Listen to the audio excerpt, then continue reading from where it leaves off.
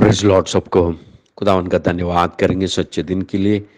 और एक बार हमें मौका मिला है उसे जानने के लिए, उसे समझने के लिए, उसके विचारों पर चलने के लिए।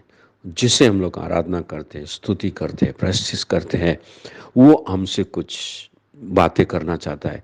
हर दिन हमें कुछ सिखाना चाहता है ताकि हम उसके जैसे बन सके। आइए एक वचन के ऊपर, हम एक घटना के ऊपर हम ध्यान करेंगे। यूहन्ना की किताब, उसका अध्याय 9। एक जन्म का अंधे के बारे में इसमें देखेंगे। हर एक अद्भुत काम के पीछे कुछ न कुछ कहानी, सीक्रेट, कुछ गुप्त बातें छुपी रहती है ताकि हम उसे जान सके। इसमें भी एक बात हम सीख सकते हैं। एक जन्म का अंधा को खुदावन अद्भुत रीति से चंगा करता है और उससे कुछ आज्ञा देता है।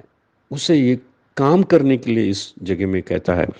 मैं 6 वचन पढ़ूंगा।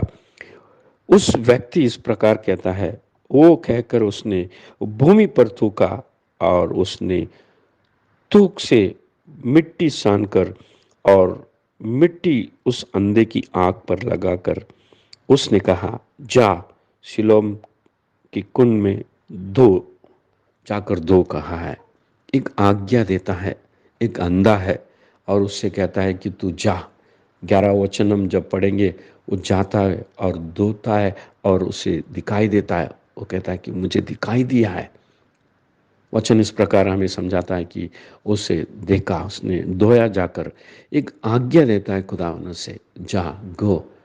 एक रास्ता कठिन रहेगा, एक अंधा को रास्ते में चलने के लिए मुश्किल है। वो कहता है कि जा। तो जाकर उस वचन के ऊपर वो भरोसा करता है, जाकर धोता है। एक छोटी सी बात है, बड़ा काम है उसको। जन्म से अंधा है, देख नहीं सकता है।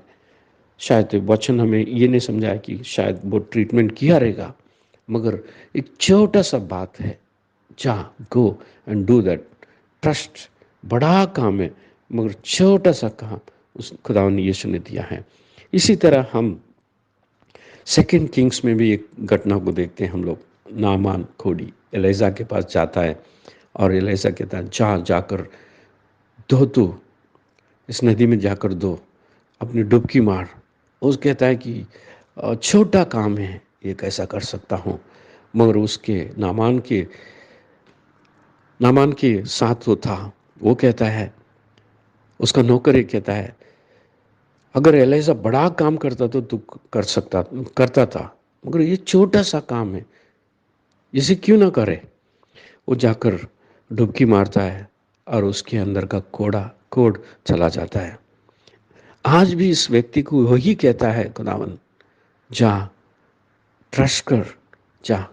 और वो कुछ बात उसने कहा नहीं, वो गया और अपने आंखों को देखने लगा, अपने आंख से देखने लगा।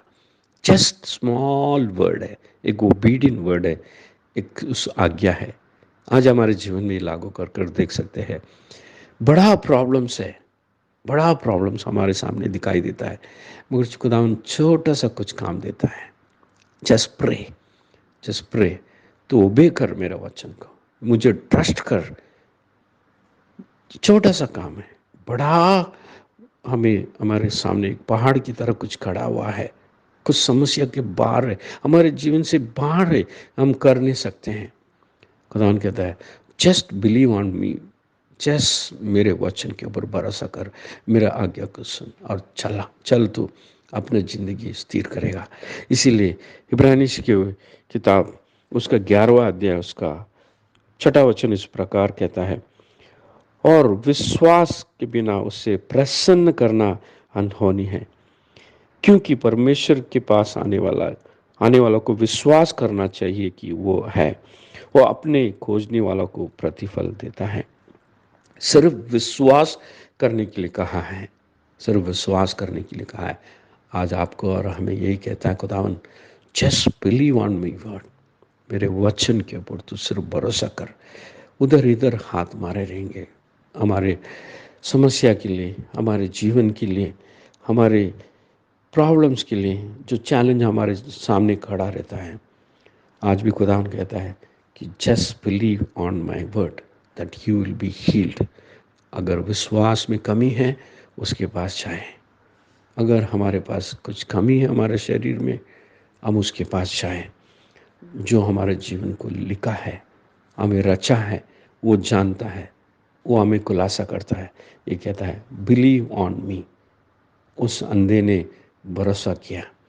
उसका रास्ता शायद कठिन है रहेगा, क्योंकि अंधा है। रास्ता कैसा है हमें मालूम नहीं, कठिन हुआ रहेगा उसको, मगर उसने भरोसा कर कर गया। ये trusted God, trusted his word. आज भी खुदावन हमें खुलासा करके यही कहता है, believe on me, I am there, just listen to me, I am here, that you will be blessed. आइए हम उसके वचनों पर हम लोग भरोसा करें, बिलीव करें, God you can do this. आमीन। खुदावन हम सबको आशीष और बरकत से भर के रखे। God bless you all.